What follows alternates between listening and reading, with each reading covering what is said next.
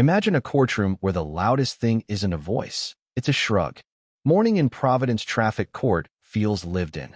Paper cups sweating on the radiator, scuffed benches, a hush that rises and falls like breathing. Judge Caprio scans a file, then lifts his eyes to the next defendant, a lanky 17-year-old in a bright Supreme hoodie, earbuds draped like a necklace, gum working lazily in his jaw. The State versus Caden Ross, the clerk reads. Caprio's tone is cordial. Mr. Ross, 3 speeding citations and 1 school zone parking violation. All in the last month. What would you like to tell me? Caden slides a hand into his pocket, shoulders tilted with casual defiance. My dad'll pay. It lands like a coin on marble, small, cheap, ringing far. A few heads turn. Someone exhales a dry chuckle. The boy mistakes the ripple for approval and lifts his chin. Is that how you'd like to resolve this? Caprio asks, still mild. Yeah, I mean it's just tickets. He nods toward the gallery, as if the room should agree. Nobody got hurt. We. Who is we? The judge says. Me and my friends, Caden answers, a smirk showing he thinks he's winning something. But don't worry. My dad says not to make a big deal. Caprio sets his pen down.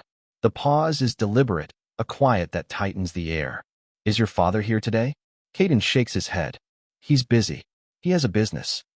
The judge leans back, considering the boy the way a carpenter studies a crooked plank, measuring, not scolding. Mr. Ross, he says at last, when a young man stands in court and says my father will pay, the debt doesn't leave with the check. It takes a room in him and stays. The gum stops. For the first time, Caden looks unsure.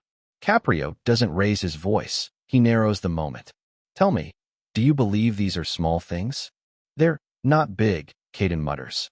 In a school zone? The judge asks. Where crosswalks carry children. A rustle moves through the benches, not outrage so much as a collective memory, field trips and tiny backpacks, a grandmother's hand gripping small fingers. The boy shifts his weight. Mr. Ross, Caprio continues, the law isn't an invoice your father handles. It's a mirror. You stand in front of it alone. Caden's mouth opens, then closes. The smirk doesn't know where to go. The judge glances at the file again, then back up, eyes steady. We can talk fines. We will. But I'm more interested in the sentence you've already handed yourself. The belief that responsibility belongs to someone not in the room. Silence settles, thick, expectant. Somewhere a chair creaks. The clerk's pen scratches once and stops. Caprio softens the edges. We'll do this properly. Start with you, not your father's wallet. He folds his hands. Where do you go to school? Who are you when the car is parked? Caden blinks, thrown off script. What's that got to do with it? Everything, Caprio says. Or nothing, depending on whether you plan to keep borrowing a name to pay for your choices. The boy looks down at his sneakers, red laces bright against worn tile. When he looks up again, the room feels closer, the bench higher, the hoodie thinner. All right, Caprio murmurs, as if granting both of them a start. Let's see who's actually here. Where are you watching from? Let me know in the comments below, and don't forget to subscribe to this channel. Caprio doesn't rush. He lets the silence breathe, the kind that turns arrogance into discomfort. Then, softly, almost conversationally, he asks, Caden, tell me something about yourself. What do you do when you're not collecting citations? The boy shrugs. Nothing special. I go to East Providence High. I might not finish, though. My dad says college is a waste. He built his business without a degree. Caprio tilts his head. And your mother? The shrug stiffens. She died when I was 9. I'm sorry, the judge says quietly.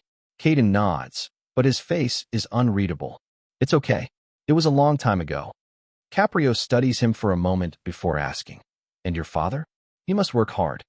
Yeah, real hard. He's never home. But he's a good guy. Caden forces a laugh. He gave me a car. Said I deserved it for staying out of trouble. The judge lets that hang in the air, the irony unspoken. Then, calmly. You know, I haven't asked what kind of car it is. Caden looks up, surprised. Why not? Everyone else does. Because, Caprio says, the make and model don't matter when the person behind the wheel feels empty. The room goes still. A few people shift in their seats. Even the clerk stops typing. Caprio leans forward slightly, his tone warm but deliberate. You think freedom is about speed, about doing what you want. But freedom without discipline, without responsibility, is just another kind of cage. You drive faster, laugh louder, stay out later, but inside, you're circling the same block. Caden frowns, as if trying to decide whether to be offended or moved. You don't even know me. No, the judge says. But I see you. I've seen hundreds like you, smart, restless, trying to fill something that should have been filled by time, not things. The boy's expression falters. He looks toward the gallery, where a few older faces, grandparents, veterans, mothers, watch him not with judgment, but pity. Caprio's voice lowers. Your father works hard to build a life for you. But tell me, when was the last time he asked who you're becoming? The words land harder than any fine could. Caden's lips part, but no sound comes. He taps his thumb against his leg, nervous, defensive, young. Finally, he mutters, he doesn't talk about that stuff. He's busy. That's just how it is. Maybe, Caprio replies. But someday, you'll realize a man can build an empire and still lose his home. Not the walls, the space between people. For a long moment, no one moves. The courtroom feels more like a living room, or maybe a confessional. The judge's tone has changed. No authority now, just quiet grief. Tell me something, Caden, Caprio says, breaking the silence. When you speed, when you blow through lights at night, what do you feel? Caden's voice drops. Nothing, I guess.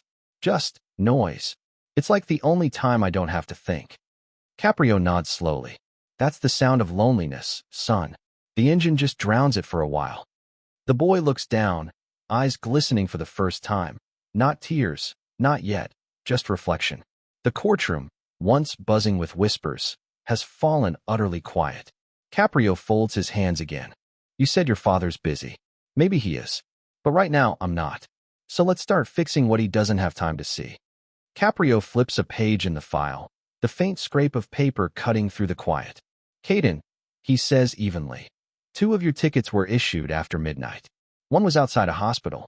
Tell me why you were there. The boy shifts, arms crossed tight. I don't know. Just driving. It helps me think. Or not think, Caprio says. Caden stares at the floor tiles. Maybe. The judge continues, his tone neutral, but sharper now. You were clocked at 46 in a 30 zone. The officer noted your car was parked for several minutes near the emergency entrance. Do you remember that? Sort of. I stopped for a soda. There's a vending machine near the lot. Caprio glances at the paper again, then speaks carefully. Did you know your father was admitted to that hospital the same night? Cardiac event, according to the report. Caden's head jerks up. What? No. That's impossible. He was released 2 days later. Caprio says quietly. He told the nurse not to call you. Said you had exams. The words hit like a weight. The courtroom seems to shrink around the boy. Even the fluorescent lights feel too bright. He never said anything. Caprio watches him, not with pity but patience. And you never asked. The silence stretches. Caden's breathing becomes uneven, shallow. He doesn't talk about that stuff, he mutters. If something's wrong, he just fixes it. And you? Caprio asks. What do you fix? The boy's voice breaks a little. I don't know. Caprio leans forward, folding his hands on the bench. You said earlier your father pays your fines. Maybe that's how he apologizes, for being absent. And maybe you let him, because it's easier than asking why he's really gone. Caden blinks rapidly, jaw tightening. You don't know him. I don't have to, Caprio says. I know what distance looks like. I've seen it sit between fathers and sons for 40 years. The courtroom remains still. A woman in the back sniffles softly. Caden drags a sleeve across his face, pretending to scratch his nose. Caprio's voice softens again. Caden, you think breaking rules makes you free. But most of the time, it's just a way to prove you exist to someone who isn't looking. The boy exhales, a sound halfway between a laugh and a sob. I just wanted him to notice.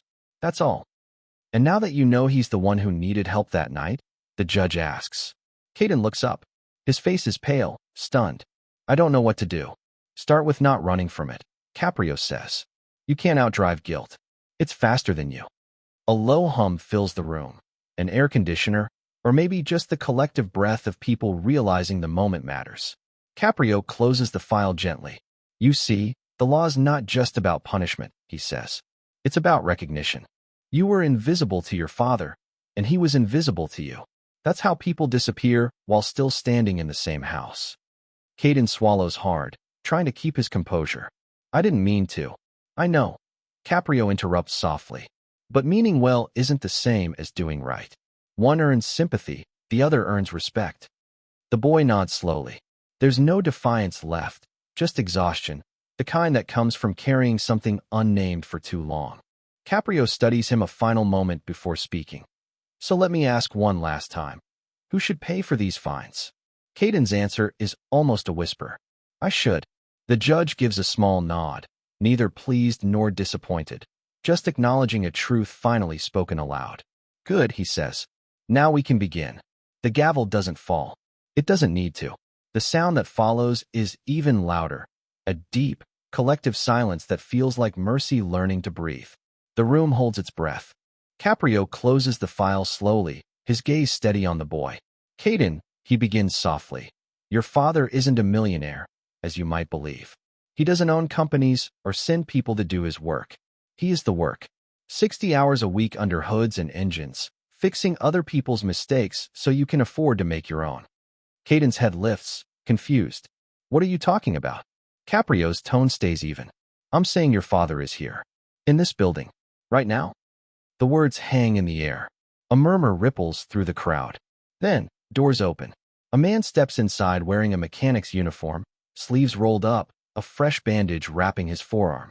His hands are marked by grease that never fully washes away. Caden's expression collapses. Dad. The man nods once, eyes tired but calm. Morning, son. Caprio gestures to him. Mr. Ross, would you like to say something? Danny Ross removes his cap, gripping it between his fingers. Yes, Your Honor. I'm not here to pay. I came because I wanted him to see what paying looks like.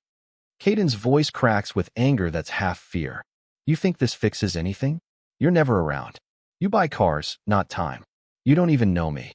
Danny takes a step closer, his voice quiet but sharp. You think I bought cars? I was buying minutes, Caden. Every hour I worked was another meal, another chance to keep the lights on so you could still have choices I never did. The boy blinks hard, as if the words sting physically. You lied, he mutters. You made me think we were rich. Danny shakes his head. I made you think I was strong enough that you didn't have to worry. That was my mistake. The courtroom is utterly still. Even the fluorescent lights seem dimmer. Caprio doesn't interfere. He lets truth take its time. Danny turns toward the judge. He doesn't need me to pay for his tickets. He needs to understand what they cost. Every dollar is a night I worked through pain, pretending I wasn't tired. Every fine was a reminder I was failing to be home. Caden's lips tremble. Then why didn't you just say that? His father's reply lands like a stone dropped into water. Because men like me don't talk about how much we're breaking. We just keep fixing what's in front of us. Caprio leans forward, his voice low but firm. Mr. Ross, sometimes fixing things means stopping long enough to see what's broken. Danny nods once, swallowing hard. I see it now, Judge. Then, silence. The kind that hums in your ears. Caden stares at his father, and for the first time, his anger folds into something else. Recognition, maybe grief. Caprio finally speaks. Caden, your father came here not as a mechanic or a provider, but as a man asking to be seen. You told me earlier your dad would pay. Well, he has. Every hour, every missed dinner, every morning you woke up alone. The question is, will you ever pay him back in understanding? Caden's voice drops to a whisper. I didn't know. I thought he didn't care. Danny shakes his head. Son, caring isn't loud. Sometimes it's just showing up again tomorrow. Caprio looks between them, his tone gentler than before.